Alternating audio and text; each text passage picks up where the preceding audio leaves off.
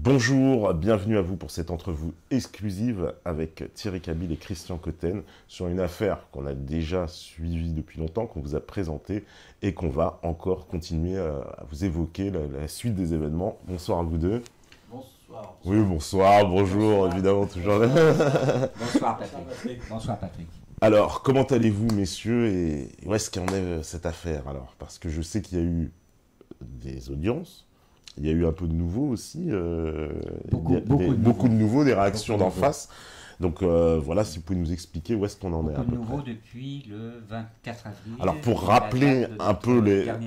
Dernière voilà, donc depuis avril, pour rappeler un peu ceux qui n'ont pas pu voir la vidéo, qui découvrent cette vidéo-là, donc c'est l'affaire Eliane Cabil, qui est la maman de Thierry, pour lequel il y a eu des faux actes de décès, une affaire complètement incroyable avec un trafic de cercueils, des cercueils ouverts dans lesquels on retrouve des bouillies de corps, etc.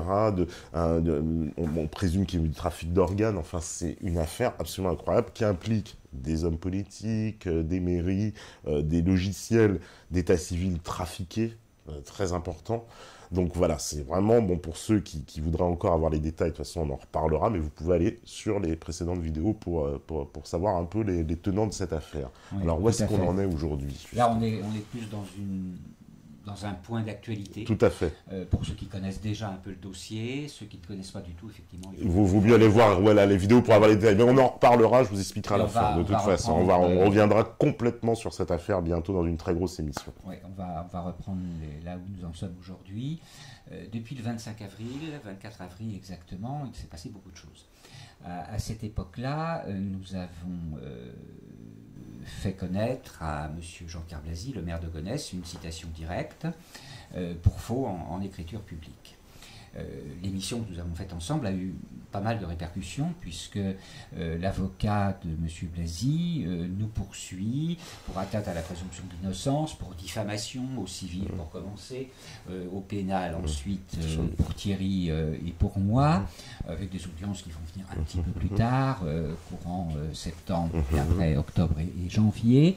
Nous aurons certainement l'occasion d'en reparler. J'évoque simplement ça pour donner un peu le contexte global. En attendant, c'est la suite de ces procédures qui sont d'ailleurs dérisoires et profondément ridicules au regard du dossier, du fond du dossier. Nous avions une audience à la Cour d'appel de Paris le 12 septembre dernier et nous allons revenir tout particulièrement sur cette audience-là. Une prochaine audience importante, je le dis aussi maintenant, c'est le 11 octobre prochain, non pas à la Cour d'appel de Paris, mais au TGI de Paris, donc au nouveau palais de justice, près de la place Clichy, près de la porte Clichy, pardon, à 13h30, le 11 octobre. Là, nous faisons effectivement citer le maire de Gonesse pour crime de faux en écriture publique. Le 12 septembre, que s'est-il passé? Nous poursuivions, Thierry, moi et deux autres personnes, nous poursuivions l'agent judiciaire de l'État, tout simplement pour dysfonctionnement des services de la justice, délit de justice, et non-dénonciation d'un crime de faux pour lequel l'agent judiciaire de l'État de l'époque, un certain Jean Maillard, entre 2013 et 2017, était parfaitement informé et qui a joué le jeu de la loi de l'omerta sur ce dossier. Nous avons eu près de 6 heures de procès avec un tribunal extrêmement mal à l'aise, plutôt agressif à notre égard et cherchant par différents moyens de procédure à nous faire taire ou en tout cas à nous empêcher de dire tout ce que nous avions à dire et à faire en sorte que selon un enchaînement de détails de procédure, faire en sorte qu'à la fin nous n'avons pas été assistés par nos deux avocats qui pourtant étaient présents. Thierry reviendra peut-être un peu sur les détails tout à l'heure. Audience dont je suis ressorti d'un côté très très amusé, mais vraiment amusé parce que il y a vraiment de quoi, et puis de l'autre côté profondément accablé par la lourdeur de ce à quoi nous arrivons. J'ai envie tout de suite de rentrer dans le vif du sujet et puis de montrer un schéma, enfin une page qui a été remise au tribunal, qui commence à être diffusée à différents endroits et qui en quelque sorte résume, non pas toute l'affaire de Thierry, mais résume la problématique des faux en écriture publique par la mairie de Gonesse en 2001. Et cette page, je vais la montrer, puis j'ai demandé aux auditeurs de regarder de très près. Alors je ne sais pas ce que ça va donner sur ton image. Ouais. Mais voilà, si tu peux la maintenir quelques minutes, je suis désolé Patrick, c'est un peu dur, mais je voudrais qu'on regarde très attentivement les 4 étiquettes, on va dire, du haut de cette page, qui présentent 4 actes d'état civil, dont un se distingue parmi les 4, se distingue des 3 autres. Alors regardez bien et regardez notamment très exactement ce qui est écrit à chaque fois, j'allais dire lettre par lettre ou mot par mot, et regardez bien également la typographie utilisée, la mise en page, l'écart entre les lignes. Et là vous allez constater son chemin. Vous allez constater une chose fort simple, c'est que parmi les 4 actes, le 81, le 90 Bergeron et le 89 de Vienne sont mis en page et écrits de manière rigoureusement identique, avec notamment le numéro de l'acte qui suit l'année dans le haut du titre, ce numéro d'acte étant repris dans la ligne dessous. Par contre, nous arrivons à un 4e acte qui est l'acte 90 Guéredra. C'est le 2e acte au nom de Eliane Kabyl, Guéredra étant son nom de jeune fille, Kabyl son nom d'épouse. Nous avons là le 2e acte qui est celui qui a servi à établir le livret de famille de Thierry. Cet acte 90, lui, est typographié de manière radicalement différente des 3 autres. Nous avons exactement le même phénomène dans le bas de la page, où nous voyons là non plus le titre, mais les mentions supplémentaires sous l'acte d'état civil proprement dit. Et là, nous avons encore une fois une mise en page et une typographie différente. Lorsque nous regardons les actes eux-mêmes, on va s'apercevoir que l'acte 90 d'Eliane Guéredra, l'acte 90 qui est manifestement un faux, et on va aller un peu plus loin en disant comment il a été possible.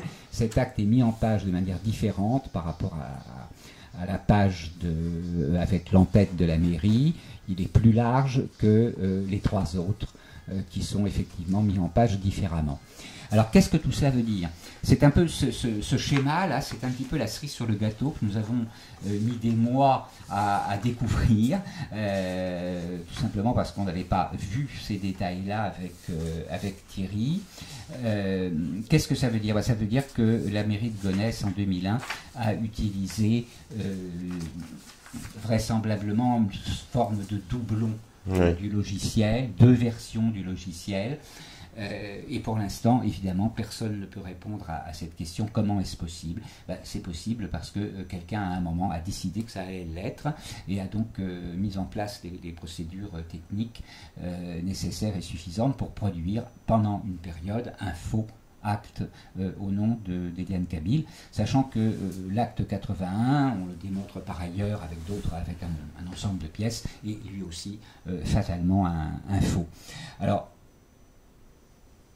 ce qui est intéressant à retenir dans le 12, et puis je vais passer la parole à Thierry, qui a aussi beaucoup de choses à raconter, ce qui est intéressant à retenir dans l'histoire du 12, c'est que nous avons un maximum mis les points sur les i.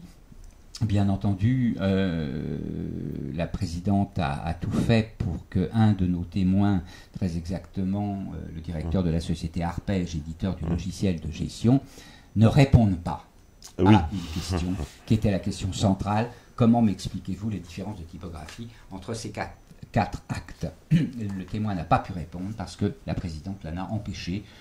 Je l'en remercie, c'est un motif de cassation. Nous verrons comment se développe ce dossier. Je disais tout à l'heure que je suis amusé. Oui, je suis amusé parce que nous sommes face, et accablé en même temps, parce que nous sommes face à un spectacle d'une totale faillite judiciaire. Depuis 18 ans, 17 ans,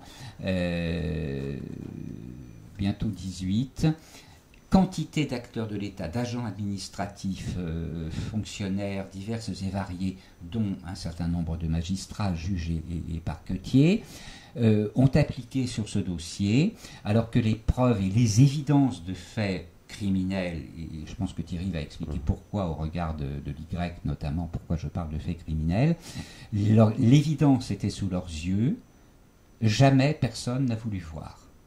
Loi de l'omerta, loi de l'omerta, loi de l'omerta, c'est-à-dire loi du silence, loi des pressions, loi des menaces, loi des peurs aussi de certains magistrats qui ne sont pas fondamentalement malhonnêtes, mais qui vont jouer un jeu complètement malhonnête. Oui, la justice n'est pas à l'aise avec cette affaire. Hein, on sent bien. Pas du tout le monde est extrêmement mal à l'aise. Je termine juste là-dessus. Thierry, je te passe la parole. À la fin de la séquence, l'avocat de la partie adverse, Jean Maillat, à qui nous étions en train de démontrer que, bah oui, il y avait une faute, et plus qu'une faute de Jean Maillat, agent judiciaire de l'État à l'époque des faits, dans le sens où il s'était abstenu de tout acte positif de dénonciation de ce crime.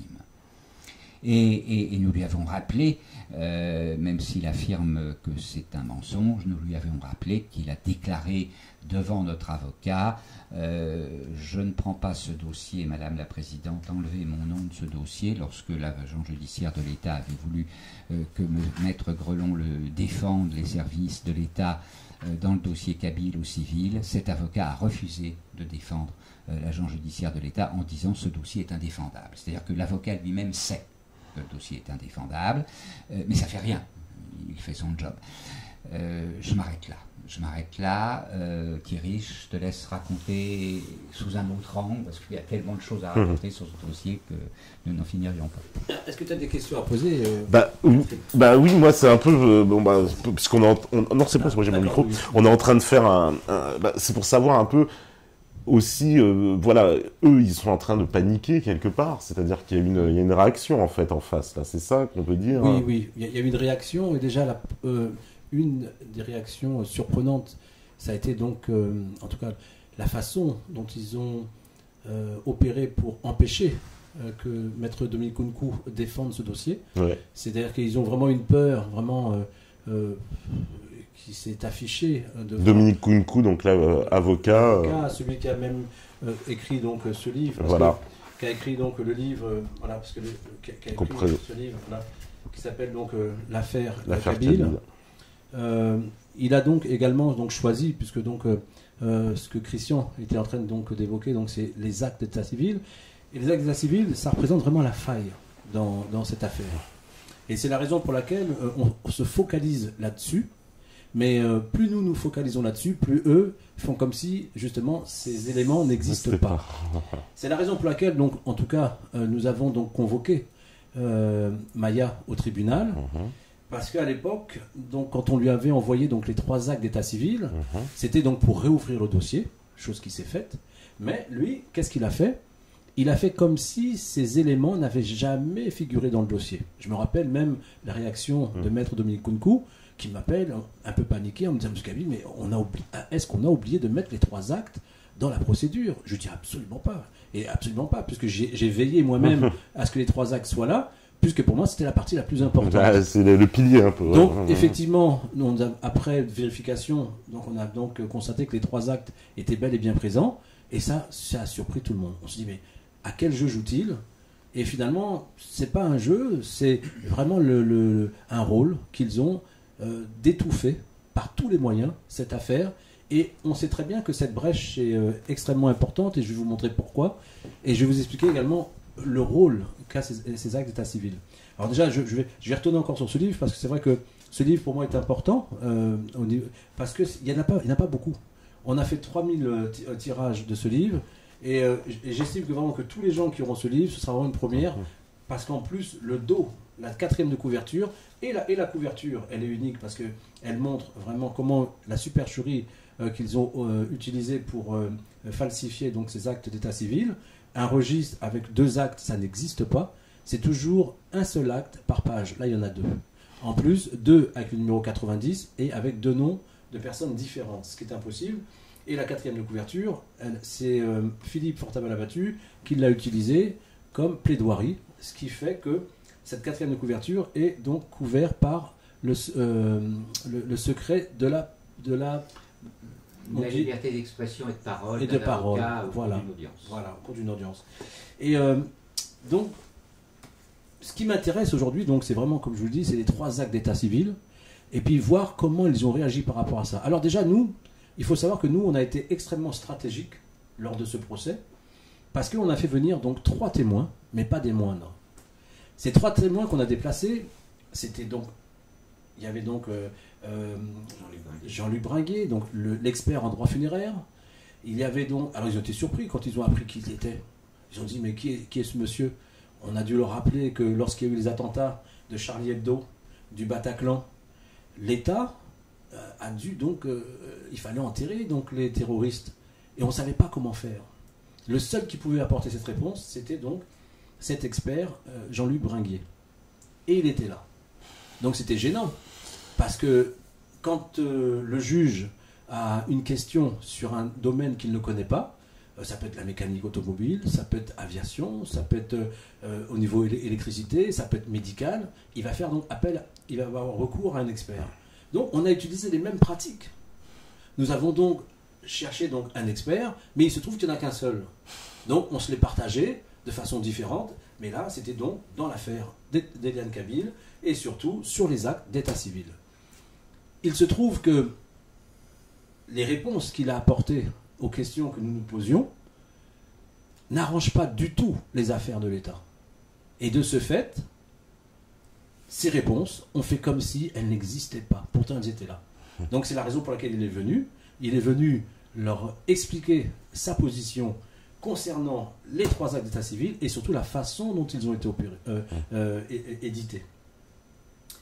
Il y avait également donc Adama Traoré, qui s'est donc déplacé, qui est donc le cofondateur de la Révolution est en marche, et qui a été donc reçu par la mairie de Gonesse, et en l'occurrence la dernière fois le maire de Gonesse, concernant donc ces actes d'état civil et la procédure qu'il a utilisée pour arriver à cela. Il a été surpris parce que donc on est aujourd'hui face à des aveux du maire.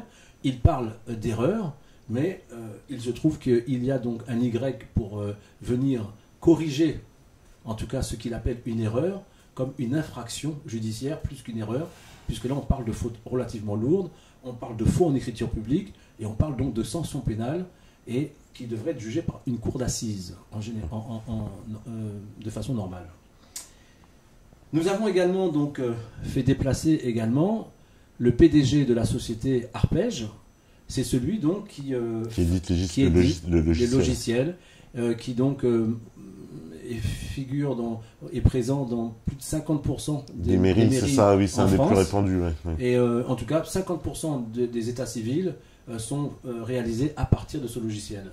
Donc il était quand même important que cette personne puisse venir, et puis je souligne que pourquoi on l'a fait venir, c'est que nous, la vérité ne nous effraie pas. Contrairement donc à la Cour, en tout cas à certaines personnes de la Cour, même si il est vrai que nous avons conscience, et c'est pour ça qu'on était devant la Cour, que tous les avocats, les juges, procureurs, ne sont pas des personnes, comment on peut dire ça, corrompues, en tout cas, ou qui ont un rôle qui vraiment, en tout cas, nuit complètement à la société. Il y a des gens parmi eux qui ont envie de dénoncer les choses. Et donc, on sait très bien que malheureusement, ce qui les empêche, c'est la pression qui les attend, ils craignent cela. Mais moi, personnellement, je les encourage à le faire. Parce qu'il ne faut pas, si nous défendons ce type de dossier, nous défendrons également leur position. Le tout, c'est de savoir quelle est leur position. Mais nous, on est là pour les encourager à dénoncer. Et c'est pour le bien de l'ensemble de la société. Donc, à un moment donné, il faudra le faire. On peut se cacher longtemps derrière nos peurs, mais à un moment donné, il faut savoir les franchir. Et pour la bonne cause. Et la bonne cause aujourd'hui, c'est libérer vraiment les institutions judiciaires de cette mafia qui occupe d'une façon honteuse les tribunaux et qui fait qu'aujourd'hui nous sommes encore là malgré les nombreuses preuves qu'il y a dans ce dossier. Et moi ce qui m'intéresse donc aujourd'hui, c'est rapidement en tout cas, c'est d'expliquer un petit peu pourquoi ces 3 pièces dérangent fortement l'État actuel. C'est tout simplement que nous sommes tous les 3 ici, et chaque personne qui est derrière son écran et qui a donc cette chance en tout cas d'écouter cette émission lorsque nous sommes arrivés dans ce monde, on est dans un premier temps dans le ventre de notre maman, et pour en sortir, pour se libérer, il faut couper le cordon ombilical. Mais voici qu'il y a une loi qui dit que nos parents ont 48 heures pour nous reconnecter à ce qu'on appelle un acte d'état civil, et c'est comme une sorte de cordon ombilical, une sorte de corde de chaîne auquel on nous rattache à un système par obligation. Et ce qu'on appelle l'acte d'état civil, c'est vraiment le socle, les fondations même de ce système. Et juste pour vraiment pour information, j'ai donc retracé, en tout cas voilà, un petit peu dans une petite écriture. Moi je l'appelle d'ailleurs, on appelle acte d'état civil, mais moi je l'appelle ADN administratif. Oui, cette expression. Voilà. Mais c'est vraiment le terme vraiment qu'il faut vraiment bien comprendre, parce que les termes, ça nous renvoie à des images qui nous apportent vraiment quelquefois une précision beaucoup plus forte vraiment que les mots. Mais d'abord les mots, ça nous renvoie toujours à des images de toute façon. Et cet ADN administratif, il est là justement pour rivaliser avec l'ADN génétique. Et au final, quand on regarde un petit peu la façon dont l'état civil est conçu, ben, moi je dis qu'il est conçu comme une sorte de code secret. C'est comme un code parce que chaque virgule doit avoir sa place, chaque majuscule, chaque accent. Et s'il n'est pas à sa place, s'il n'est pas conforme à l'original, eh ben, ça donne ce fait d'actualité que vous pouvez retrouver. Je vais essayer de... Voilà. Ce petit fait d'actualité qui est ici. Ouais. Et je vais vous raconter brièvement ce que c'est. C'est une maman, ni plus ni moins. Ouais, sur sa carte d'identité, voilà comme tu pourras le voir, sur sa carte d'identité, il y a marqué donc Séverine Edith. Oui. Et malheureusement, donc Edith, dans son acte de naissance, il est écrit avec le E est écrit avec un accent. Et elle a reproduit quand elle a déclaré son enfant, elle a reproduit la même faute que sur sa carte d'identité. Elle a écrit Edith sans l'accent. Et donc aujourd'hui, elle se bat avec l'administration pour reconnaître que c'est son enfant. Et là, on lui dit non, ça n'est pas votre enfant. Alors, je trouve ça vraiment incroyable. C'est incroyable. Ouais, ah oui, c'est incroyable. Et puis c'est incroyable d'entendre même ce qu'ils disent, parce qu'ils disent à l'œil nu, c'est une petite tache d'encre, un simple accent pour être précis. Mais aux yeux de l'administration, une réelle différence. Et donc, une différence, puisque cette différence fait qu'on refuse de dire que c'est sa maman. Et ce qui est assez intéressant également, c'est de voir également, quand on va un peu plus loin, on découvre que... Alors, c'est les propos du... Moi, ce qui m'intéressait, c'était les propos du procureur. Et ils sont là. Alors, voici ce que dit le procureur. Alors, c'est pas loin. Alors, il dit « Ce genre de demande n'est pas fréquent », reconnaît Nathalie Bécache, la procureure de Créteil. C'est effectivement du judiciaire, donc nous instruirons leur demande quand nous l'aurons reçue. La section civile du parquet s'en chargera, puis cela passera devant le juge. Voilà. Donc c'est important parce que c'est montré qu'il y a donc une procédure judiciaire automatiquement. Et donc il faut quand même expliquer comment moi, Thierry Kabyle, avec ma famille, nous avons reçu donc un acte 90 que vous avez vu tout à l'heure, et qui nous a permis de faire toutes les démarches administratives.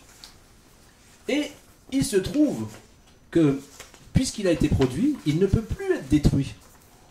On ne peut plus le faire.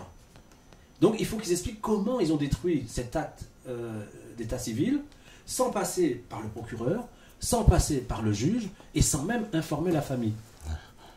Voilà. Et donc si juste un accent... Ça bloque tout. Ça bloque vraiment une maman de faire reconnaître que c'est son enfant. Je trouve que c'était extrêmement grave. Et je vais donc terminer, puis je vais te passer le micro, Christian. Je vais terminer également par un article également que tout le monde peut retrouver, qu'on retrouve sur Wikipédia. Et c'est là où on voit comment on étouffe vraiment cette information qui est connue. Après, je ne sais pas toutes les pratiques qu'ils ont en ayant vraiment un contrôle total sur l'acte d'état civil. Moi, je sais, la dernière fois, on avait expliqué que, et puis tout le monde peut le comprendre, c'est qu'on aurait un rôle comme un rôle d'agent secret. Un agent secret a plusieurs identités. Oui, bien sûr. Oui. Et donc, du coup, ça nous permet de faire un crime ou de faire telle faute. Et puis après, hop, quand on vient vous voir, non, moi je m'appelle monsieur un tel. Qui vous cherchez Monsieur Dupont, ben, moi je suis Monsieur Durand. Vous cherchez Monsieur Durand? Ah ben non, là j'ai changé d'identité, je m'appelle Monsieur Renaud. Mais vous changez d'identité? Ah, c'est plus moi Monsieur Renaud, moi je suis Monsieur Rivière. Et puis finalement, on peut aller comme ça à l'infini. Et du coup, comme la justice, la seule façon qu'elle est de vous juger, c'est avec votre identité qu'on vous juge. Mais s'il y a une faute sur votre identité, aussi petite qu'elle soit, comme nous l'a rappelé donc Philippe Fortabal-Abattu, maître Philippe Fortabal-Abattu, il nous expliquait que lors d'une procédure, juste parce que la personne avait oublié son lieu de naissance, eh ben, ça n'a pas pu être jugé. Pour ce simple petit détail, mais qui n'en est pas un aux yeux de la Cour. Et encore moins des avocats qui sont assez procéduriers pour pouvoir jouer là-dessus. Et donc, je vais donc terminer. Et là, quand on parle de fraude à l'identité, donc c'est sur Wikipédia, il y a un titre qui dit le titre c'est oui voilà. Donc la fraude à l'identité atteint un niveau élevé après 2009. On parle de 126 509 personnes qui sont signalées en 2016 par la sous-direction de la police technique et scientifique pour l'utilisation d'au moins 2 états civils. On dit au moins 2. Mais si les gens ont la possibilité d'en faire au moins 2, ceux qui sont intelligents, qu'est-ce qu'ils vont faire avec ça? Et s'ils font une fraude une fois, par exemple, je vais donc acheter un pavillon, je vais donc prendre une assurance vie derrière, en cas de décès, je me fais faire donc un acte de décès, et puis derrière, je fais aussi une autre identité pour le bénéficiaire. Et le bénéficiaire, c'est mon deuxième mois qui va bénéficier, donc hériter du pavillon. Et voilà que le pavillon m'est revenu à 2 traites de pavillon, le temps de faire mes faux actes d'état civil, et me voilà propriétaire à vie d'un pavillon que je peux revendre. Et donc voilà comment on peut partir dans cette vie avec un capital formidable. Et ça explique pourquoi il y a des gens qui s'en sortent mieux que d'autres. Mais c'est aujourd'hui, je pense que le grand danger, c'est l'attitude du tribunal face aux dénonciations que nous avons faites le 12 septembre. Et ce qui m'a donc interpellé, c'est lorsque nous avons posé la question donc, à monsieur, enfin en tout cas, je ne vais pas dire sur son nom, mais en tout cas c'est le PDG donc, de Arpège. La question était la suivante: monsieur, est-ce qu'avec votre logiciel, nous pouvons faire 2 actes d'état civil avec le même numéro d'acte pour 2 personnes différentes, le même jour, à la même heure, à la même minute? Dans un premier temps, il a ouvert les bras en disant il ne comprend pas. J'allais donc reposer la question, et là, c'est le juge qui est intervenu. Et pour cause, il est intervenu, parce que lui, il est conscient plus que tout le monde dans la salle. Le droit, c'est son métier, c'est son univers. Donc il a dit, monsieur Kabyle, je vais lui reposer la question. Il a reposé la question, et la réponse a été surprenante. Il a dit, oui, on peut le faire avec mon logiciel. Là, le juge est tombé. Parce que là, c'est grave. Ce sont des aveux. Normalement, de tels aveux, aux États-Unis, il repartait avec les menottes. Il ne rentrait pas chez lui. Moi, je vous dis, il ne rentrait pas chez lui. Finalement, il est quand même rentré chez lui en courant. Bah, il est parti en courant. Il avait chaud. Il avait chaud. Mais aujourd'hui, moi, ma victoire, en tout cas, notre victoire, est la suivante. C'est qu'ils sont devant une dénonciation de crime. Et face à ça, ils vont devoir prendre une décision qui va soit mettre en quarantaine Gonesse. Parce que de toute façon, si la loi est respectée, Gonesse devra être en quarantaine pour bloquer l'état civil jusqu'à temps qu'on comprenne ce qui s'est passé et vérifier tous les registres pour voir exactement quelles sont les personnes qui ont de faux actes de décès. Il se trouve que Mme Bergeron, par exemple, ça fait 18 ans qu'elle a un faux. Et ça aussi, ça a été donc reconnu devant Adama Traoré, qui a été choqué. Il a dit, mais ça fait 18 ans qu'elle a un faux acte. Et c'est pour ça qu'on lui a posé la question, mais dans ce cas-là, puisque vous savez que c'était un faux, est-ce que vous avez au moins annulé cet acte, comme vous l'avez fait avec la famille Kabyle? Est-ce que vous avez recréé un autre acte que vous ne l'avez pas donné, mais est-ce qu'il est là? Donc, il va devoir répondre à cela. Et juste pour dire... Et juste pour dire également, parce que c'est vrai que c'est important, que aujourd'hui, donc, la décision que va devoir prendre en tout cas la Cour de cette 13e chambre, c'est une décision qui va soit vraiment réconforter chaque Français dans sa justice, ou qui va donc terroriser chaque Français face à sa justice. Oui, c'était exactement les phrases ou à peu près de la fin des conclusions que nous avons remises au tribunal, que nous avons finalement mis devant ses responsabilités. Soit vous continuez à pratiquer la loi de l'Omerta avec tout ce que ça veut dire, soit vous faites n'importe quoi, sauf la loi de l'Omerta. Alors on verra le résultat le 24 octobre.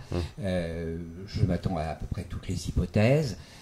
Je veux juste terminer, pour que cette vidéo ne soit pas trop longue, je veux juste terminer pour donner un autre rendez-vous qui est le 11 octobre, je l'ai dit tout à l'heure, où là c'est Jean-Pierre Blasy qui est cité à comparaître, sachant que, je rebondis sur ce que dit Thierry tout à l'heure, la problématique des faux actes d'état civil, c'est une problématique qui est très claire à Gonesse, mais c'est une problématique qui est beaucoup plus large. Et c'est en cela que je suis atterré et complètement sidéré même de la situation du fonctionnement des administrations françaises. Parce que depuis que nous avons fait notre vidéo ensemble au mois d'avril, depuis la publication de la citation directe, nous avons reçu plusieurs témoignages de différentes villes de France relatifs au fait que, oui, dans des mairies, un certain nombre de gens sont capables de craquer le logiciel de gestion des actes d'état civil pour fabriquer de faux actes de naissance, de faux actes d'état civil d'une façon plus générale. Un ami parfaitement bien informé me rappelait il y a quelques jours que dans certaines circonstances, un vrai passeport français établi sur un faux acte d'état civil peut valoir, dans certains pays étrangers, jusqu'à 20 000 €. Dans d'autres circonstances, c'est 1 500, 1 700 ou 2 000. Nous avons des témoignages, un témoignage très fort sur la région de Nice tout particulièrement, dans les Alpes-Maritimes, où des officiers d'état civil nous ont expliqué que oui, tous les passeports, avant d'être délivrés aux personnes les ayant demandé, faisaient l'objet d'un contrôle par l'armée. Nous avons oui, monsieur. C'est incroyable. Ouais. Nous avons un autre témoignage à Brest, très lourd, sordide. Thierry a un autre témoignage dans la ville de Bordeaux, nous en avons déjà parlé. Oui, on en avait déjà évoqué. Qu'est-ce que ça veut dire ? Ça veut dire qu'aujourd'hui, l'institution judiciaire est confrontée à un problème de grande ampleur qui touche, c'est ce que nous avons exprimé, qui touche à la sécurité de l'État. Oui. Parce que clairement aujourd'hui, il y a dans un certain nombre de mairies françaises des fonctionnaires qui truquent radicalement l'état civil. Et ça, c'est ce que nous démontrons et ce que nous comptons bien démontrer à partir du 11 octobre. Le 11 octobre, ça ne sera pas une audience de plaidoirie, ça sera une audience de fixation, mais c'est important qu'il y ait beaucoup de monde dans la salle.